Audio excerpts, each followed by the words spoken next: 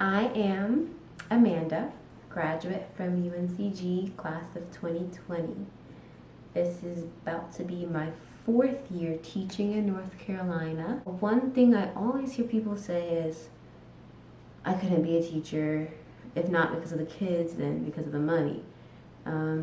Hopefully this video is some sort of help to you because you want to be a teacher, but you're worried about the money, which is fair. Not everything that I say here, not all of my advice could be helpful for you, but I hope that something resonates with you. You can pick up one thing or two things, tweak it, fit your lifestyle, and just enjoy life being a teacher. That's the goal. Just because I'm doing it this way does not mean it's the right way to do it. It's just how I do it, and I thought it'd be helpful. So let's get into it. In the breakdown of this video, I'm going to review 3 things: your mindset, your materials, the things you need to plan for and buy, and your money. So let's start off with mindset. We've all grown up with different childhoods, and that's going to play a big part in how you view and operate your world. There may be negative habits instilled in you, so be patient with yourself as you work through those.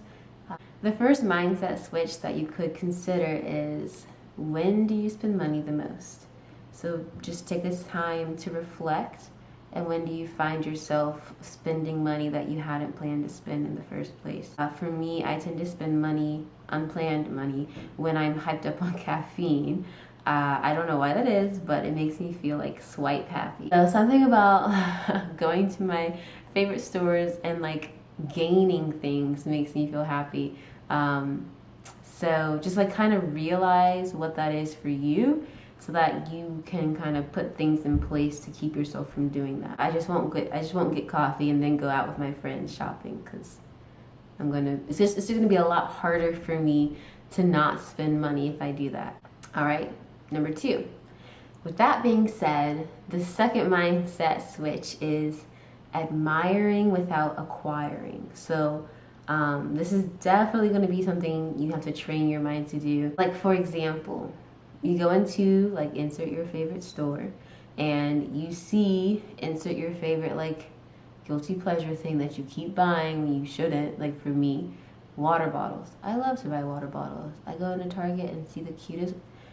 I digress. So, and it's in your favorite color. So imagine that thing for yourself. What I've learned to do is I take that item, I pick it up, I look at it, I admire it, I say to my friend oh my gosh, isn't this so cute? I would love this. I imagine myself taking it home. But then I set it back down and I say yes, this is a wonderful little creation that somebody made, but I don't need it. So I just release it, I place it back.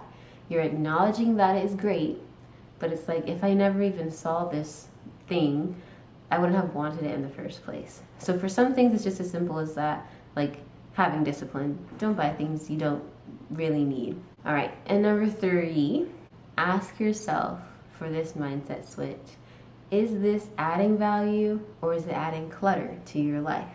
I am by no means a minimalist, but I do think we live in a country that is very materialistic, and we consume. There are ads everywhere, influencers everywhere telling you that this is what you should have, or this is better than what you have, or whatever. You gotta kind of learn how to not listen to that, and ask yourself, is this adding value, or is it just something that you never knew you even wanted? So you have to kind of say have to kind of understand yourself and figure out what brings you joy. For me, I love to be outdoors. I like biking and rollerblading and just stuff like that. Walking, I don't know, looking at nature. Buying a bicycle makes sense to me because that's adding value. When I'm stressed out from a long day at school, I can go home and bike. Or if you're stressed out from a long day of school, you can read a book that you really like. But then again, you don't need to buy books. There's libraries and even use bookstores, all that. Friends, ask your friend if they have a book. I digress. If you have a bike, it de-stresses your life You're getting exercise. It's adding mobility, movement to me, which is helping me physically, mentally. You can do it with friends. It can get you places. It makes sense. Whereas there was one point in my life where I was considering buying an inflatable paddleboard that I would take to Lake Brant. But in reality, it'd just be easier to rent one of those because I never even go paddleboarding. It's like I would have spent like $300 on a paddleboard. So that's number 3. Asking yourself, is this thing adding value or clutter to your life? Value or clutter? And 4, the last mindset switch you kind of have to think about. Just because you have money doesn't mean you spend money. We don't want to be living paycheck to paycheck in any career that we have. You should be living below your means always so that you have money to spare. And then later in this video, we'll get into budgeting and what that looks like. But that might mean, no, I can't go out with the girls tonight and buy 6 drinks. Stuff is expensive. Do things that are not expensive. Just enjoy company with friends.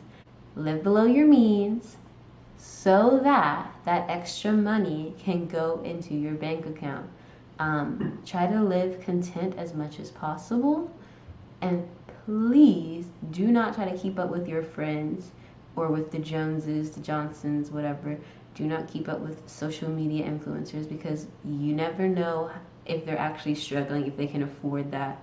For example, this year my car got stolen. Never thought that would happen to me, but it did. But I had the money to pay for a new car when I needed it, and it wasn't as much of a source of stress as it could have been. So all that to say, don't try to keep up with your friends. Don't keep up with the Joneses. Just live your life, be content with where you're at, and like know your goals, your financial goals, and what you're okay with. Okay, part 2 of this video is materials. So like the things that you need to live, that you kind of have to pay for, how to save money on those things. The first one is food. Grocery shopping and eating at home versus restaurants. They both have their place, I think, but grocery shopping is going to be saving you like so much money instead of eating out every day. Like maybe you're not sure how to cook or you don't like to cook. It takes too long and you eat it so fast. That's how I feel. Like find a couple of good meals that you like and try to find some recipes or just do your own thing to where you enjoy it. Shopping at Aldi, shopping at Lidl, Walmart. I would avoid shopping at like Target or like Whole Foods, Sprouts, Food Lion even. Those prices are like a lot, not a lot, but like higher than Aldi's and Lidl. I love Aldi and Lidl. Restaurants, give yourself a limit for how much money you want to spend on restaurants a month. Try to make that limit maybe like $100 or less so that you're continuing to eat the food that you buy. That's one thing. Make sure you eat the food that you buy from the grocery store, because if you don't, you're literally throwing away money. If you find that you don't have time to cook because, you know, teacher life, hectic, Trader Joe's has some really good frozen meals. Their vegetable fried rice, oh my gosh.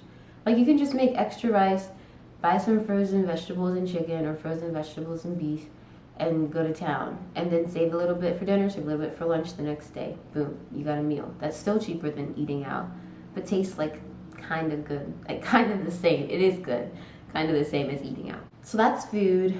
The next thing I would say is rent. So sometimes you can control where you live, sometimes you can't.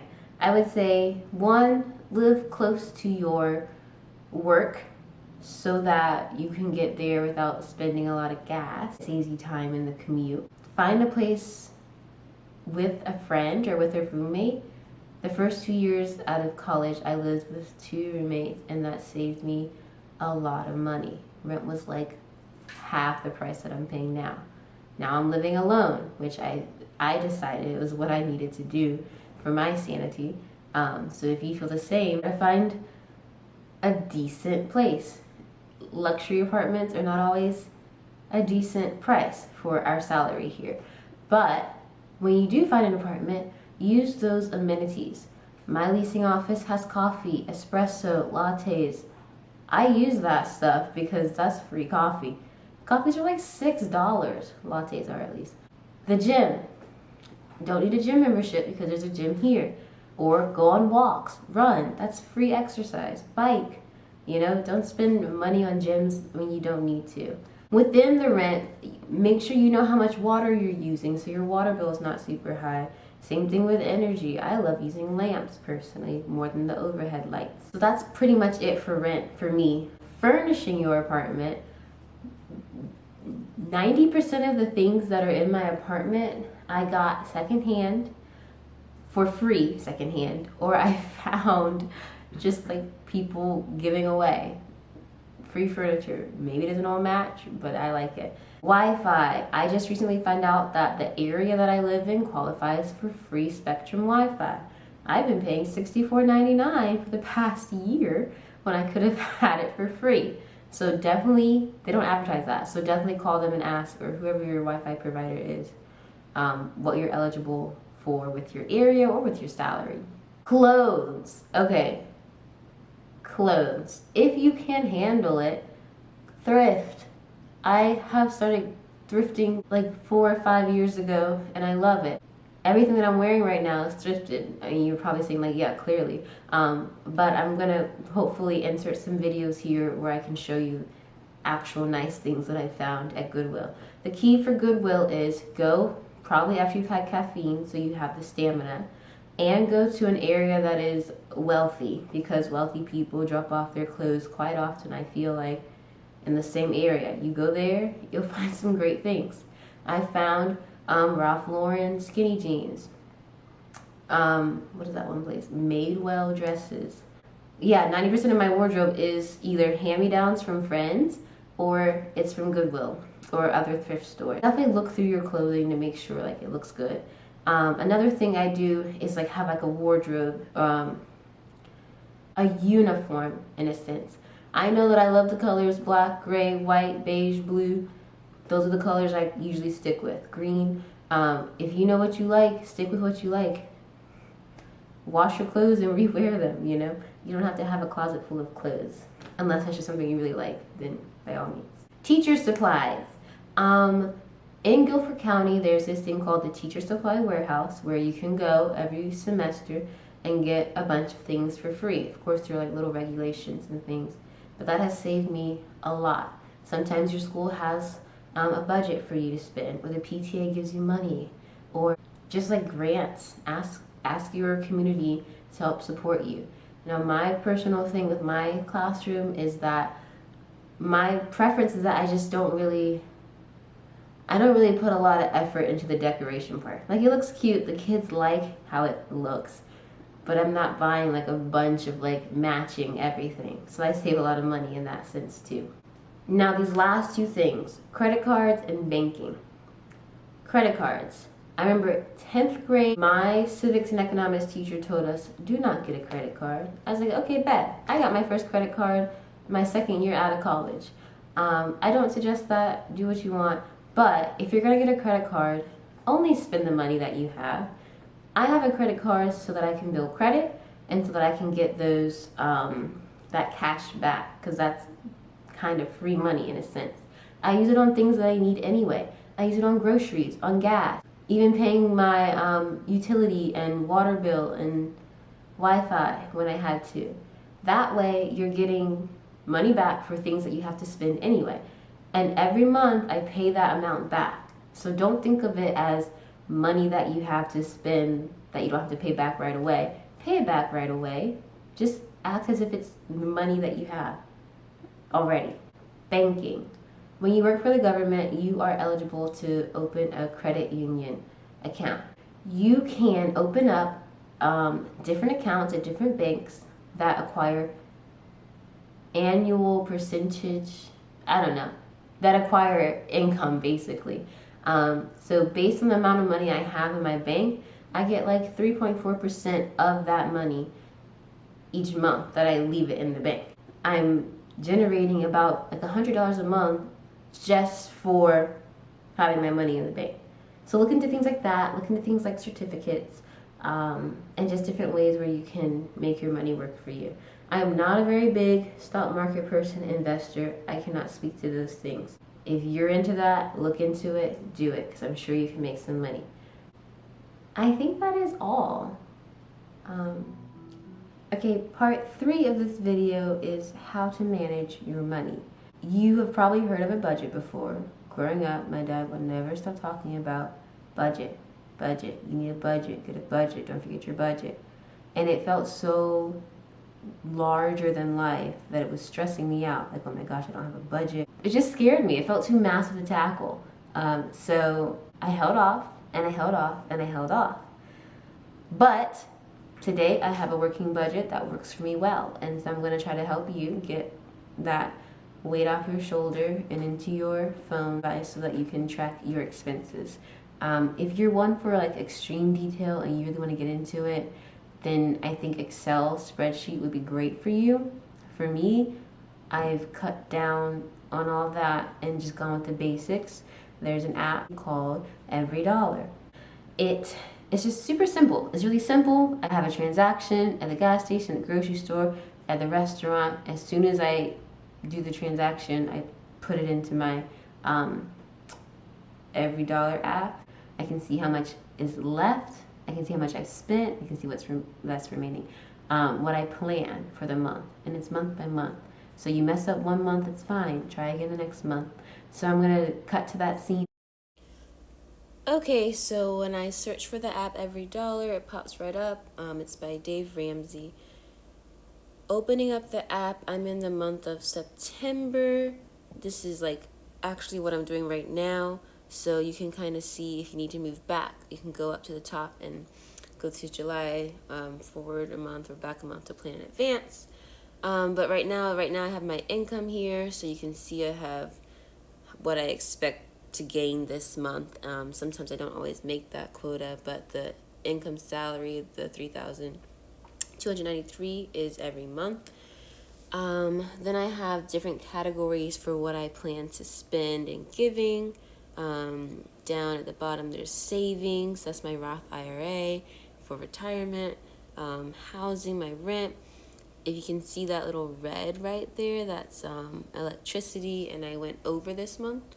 So at the top you can click on spent, and you can see how much you did spend, and then over again you can see what's remaining. So I spent $49 instead of $45, so that's why it's red, just letting me know that's there. Then I have gas and transportation, maintenance on a car. I always put money in for maintenance just in case something goes wrong. Because I live close, gas isn't super expensive each month for me, to my job and to my church and everywhere that I go. For groceries, it's nice to see, and for restaurants, what I spend and what I have remaining, so that I can make sure I'm not going over there. I have $20 for clothing, $35 for phone. Some fun money is kind of just like just things for myself. My only subscription I have right now is Spotify, because I cannot handle those ads. Yeah, and if I keep scrolling down, you'll see like lifestyle is there. So I have a bunny rabbit, and he takes up about $35 to $40 every 2 months. Entertainment is when I know I have something coming up, like a concert or a trip or something. I'll plan money for that month. Miscellaneous is just for when I need to pay for something that I didn't plan for. I can put it under miscellaneous. And house items are like detergent, paper towels, sponges, things like that. Then I have health, of course, and down at the very bottom I have insurance. Now, I don't usually plan anything out for insurance, and that's just because it's already kind of like in my paycheck, so it's taken out of my paycheck, so I don't have to plan for that in the Every Dollar app. And then if I go further down, which I might soon enough, that's where I have my loans. So student loan payments, and at the bottom, my car got stolen, so I have to buy a new car. So that's my car payment now, and that just helps me to remember to pay it every month, build that credit. Yeah, so I can go ahead and kind of show you how this might work. If you press at the very top right corner the plus button,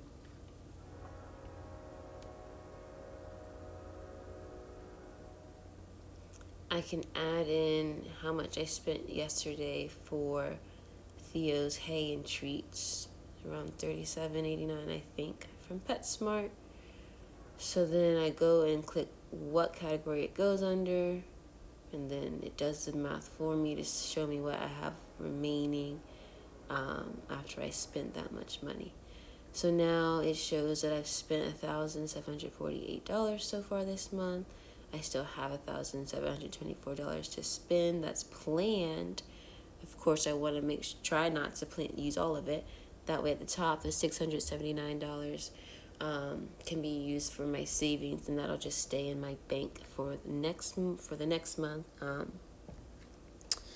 Yeah, so that's really just everything that you need to know about the app. I did want to show you that you can type in an amount that you spent. If you don't have time to put it in the category, you can just hit done, and it'll pop up at the bottom as one transaction.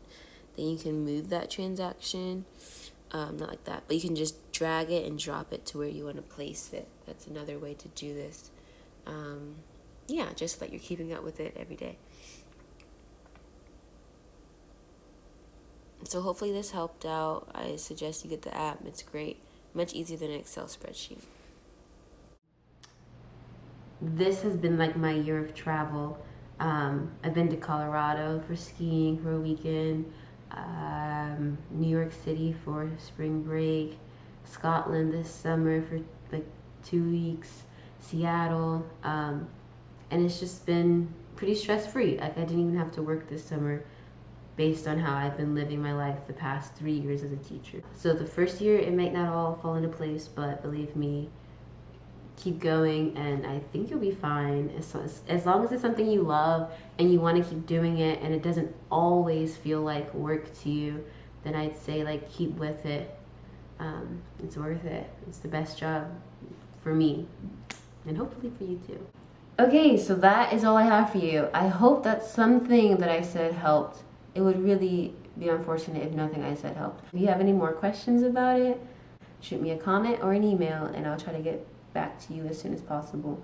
Yeah, I feel like everyone should be able to do the job that they love and money shouldn't have to be a problem. Do more research on how you can save up money and do great in life.